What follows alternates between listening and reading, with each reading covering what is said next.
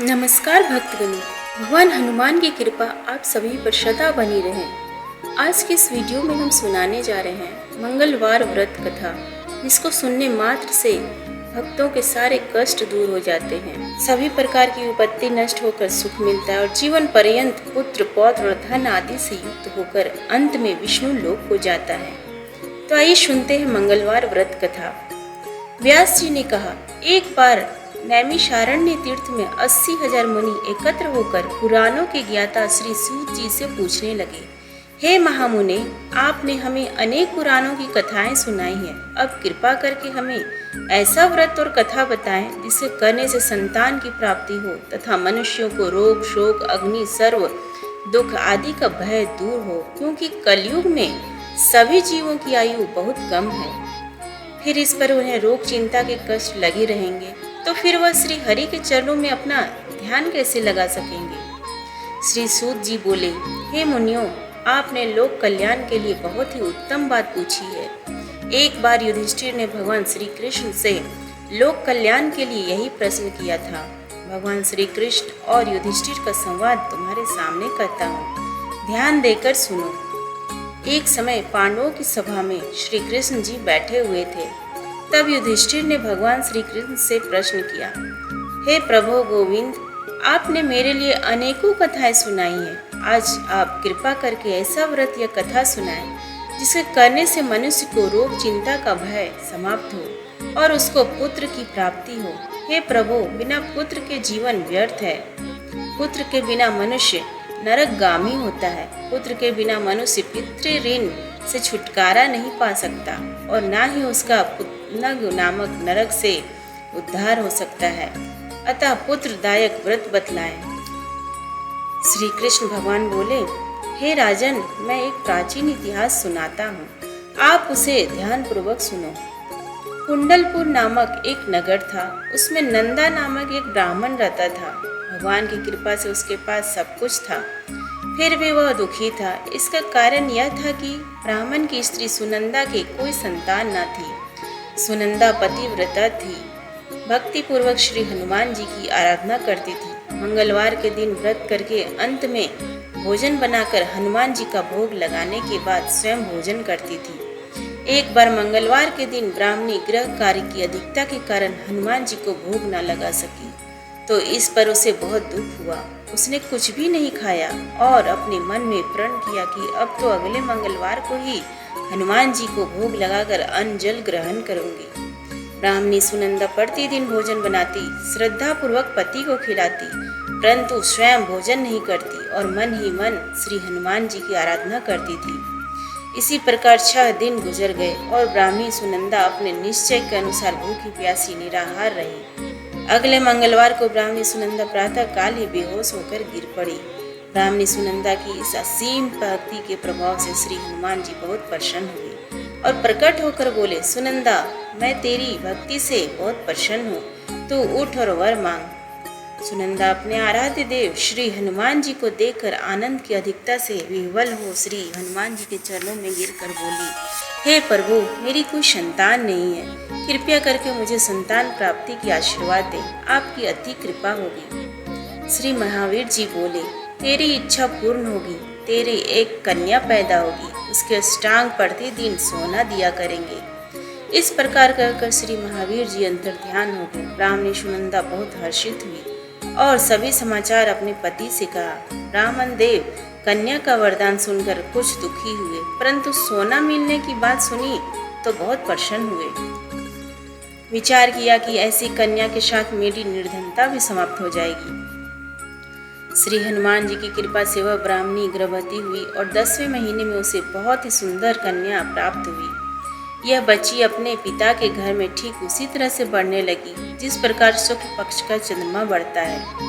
10वें दिन ब्राह्मण ने उस बालिका का नामकरण संस्कार कराया। उसके कुल पुरोहित ने उस बालिका का नाम रत्नावली रखा, क्योंकि यह कन्या सोना प्रदान किया करती थी। इस कन्या ने पूर्व जन्म में बड़े ही विधान से मंगल देव का व्रत किया था।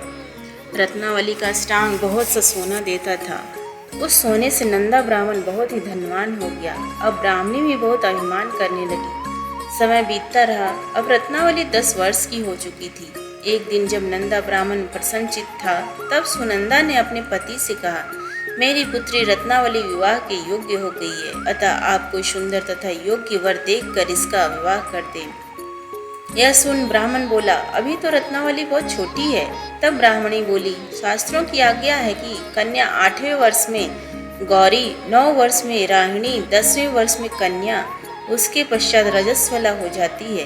गौरी के दान से पाताल लोक की प्राप्ति होती है, राहिणी के दान से बैकुंठ लोक की प्राप्ति होती है, कन्या के दान से इंद्रलोक में सुखों की प्राप्ति होती है। अगर हे पति देव रजस्वला का दान किया जाता है तो घोर नरक की प्राप्ति होती है। इस पर ब्राह्मण बोला, अभी तो रत्नावली मात्र 10 ही वर्ष की है और मैंने तो 16-16 साल की कन्याओं के विवाह कराए हैं, अभी जल्दी ही क्या है। तब ब्राह्मणी सुनंदा बोली, आपको तो लोभ अधिक हो गया है लगता है। शास्त्रों में कहा गया है कि माता पिता और बड़ा भाई रजस्वल्य कन्या को देखते हैं तो वह अवश्य नरकगामी होते हैं। तब ब्राह्मण बोला, अच्छी बात है, कल मैं अवश्य योग्य वर की तलाश में अपना दूत भेजूंगा। दूसरा दिन ब्राह्मण ने अपने दूत को बुलाया और आज्ञा दी कि जैसे सुंदर मेरी कन्या है वैसा ही सुंदर वर उसके लिए तलाश करो। दूत अपने स्वामी की आज्ञा पाकर निकल पड़ा। पंपई नगर में उसने एक सुंदर लड़की को देखा। यह बालक एक ब्राह्मण परिवार का बहुत गुणवान पुत्र था। इसका नाम सोमेश्वर था। दूत ने इस सुंदर व गुणवान ब्राह्मण पुत्र के बारे में अपने स्वामी को पूर्ण विवरण दिया। ब्राह्मण नंदा को भी सोमेश्वर अच्छा लगा और फिर शुभ मुहूर्त में विधि पूर्वक कन्यादान करके ब्राह्मण ब्राह्मणी संतुष्ट हुए। परंतु ब्राह्मण के मन में तो लोभ समाया हुआ था। उसने कन्यादान तो कर दिया था, पर वह बहुत खिन्न भी था। उसने विचार किया कि रत्नावली तो अब चली जाएगी और मुझे इससे जो सोना मिलता है वह अब नहीं मिलेगा। मेरे पास जो धन था कुछ तो इसके विवाह में खर्च हो गया है और जो शेष बचा है वह भी कुछ दिनों पश्चात समाप्त हो जाएगा। मैंने तो इसका विवाह करके बहुत बड़ी भूल कर दी है। अब कोई ऐसा उपाय हो कि रत्नावली मेरे घर में ही बनी रहे, अपनी ससुराल ना जाए। लोभ रूपी राक्षस ब्राह्मण के मस्तिष्क पर छाता जा रहा था। रात भर अपनी सैया पर बेचैनी से करवटें बदलते बदलते उसने एक बहुत ही क्रूर निर्णय लिया। उसने विचार किया कि जब रत्नावली को लेकर उसका पति सोमेश्वर अपने घर के लिए जाएगा तो वह मार्ग में छिपकर सोमेश्वर का वध कर देगा और अपनी लड़की को अपने घर ले आएगा, जिससे नियमित रूप से उसे सोना भी मिलता रहेगा और समाज का कोई मनुष्य उसे दोषी भी नहीं देगा। प्रातः काल हुआ तो नंदा और सुनंदा ने अपने जमाई तथा लड़की को बहुत सारा धन देकर विदा किया। सोमेश्वर अपनी पत्नी रत्नावली को लेकर ससुराल से अपने घर की तरफ चल दिया। ब्राह्मण नंदा महालोभ के वशीभूत हो अपनी मति खो चुका था। पाप पुण्य को उसने विचार न रखा था।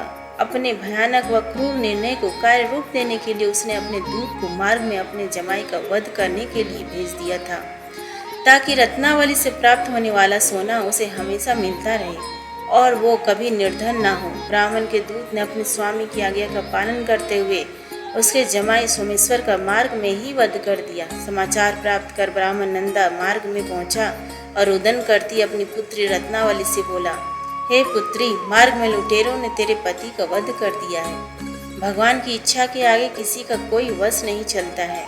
अब तू घर चल, वहाँ पर ही रहकर शेष जीवन व्यतीत करना। जो भाग में लिखा है वही होगा।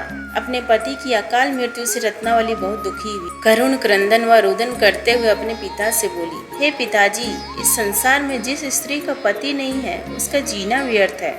मैं अपने पति के साथ ही शरीर को जला दूंगी और सती होकर अपने इस जन्म को माता पिता के नाम को तथा सास ससुर के यश को सार्थक करूंगी। ब्राह्मण नंदा अपनी पुत्री रत्नावली के वचनों को सुनकर बहुत दुखी हुआ। विचार करने लगा, मैंने व्यर्थ ही जमाई वध कर पाप अपने सर लिया। रत्नावली तो उसके पीछे अपने प्राण तक को देने को तैयार है। मेरा तो दोनों तरफ से मरण हो गया। धन तो अब मिलेगा नहीं। जमाई वध के पाप के फलस्वरूप यम यातना भी भुगतनी पड़ेगी। यह सोचकर वह बहुत खिन्न हुआ। सोमेश्वर की चिता बनाई गई। रत्नावली सती होने की इच्छा से अपने पति का सिर अपनी गोद में रखकर चिता में बैठ गई। जैसे ही सोमेश्वर की चिता को अग्नि लगाई गई वैसे ही प्रसन्न हो मंगल देव वहाँ प्रकट हुए और बोले, हे रत्नावली, मैं तेरी पति भक्ति से बहुत प्रसन्न हूँ, तू वर मांग। रत्नावली ने अपने पति का जीवन दान मांगा। तब मंगल देव बोले, रत्नावली, तेरा पति अजर अमर है, यह महाविद्वान भी होगा और इसके अतिरिक्त तेरी जो इच्छा हो वर मांगो।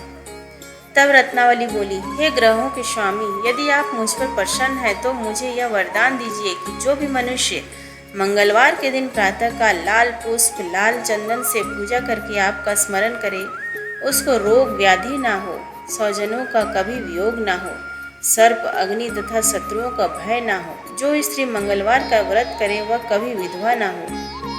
मंगलदेव तथास्तु कहकर अंतर ध्यान हो गए। सोमेश्वर मंगलदेव की कृपा से जीवित हो उठा। रत्नावली अपने पति को पुनः प्राप्त कर बहुत प्रसन्न हुई और मंगलदेव का व्रत प्रत्येक मंगलवार को करके व्रतराज और मंगलदेव की कृपा से इस लोक में सुख ऐश्वर्य को भोगते हुए अंत में अपने पति के साथ स्वर्ग को गई।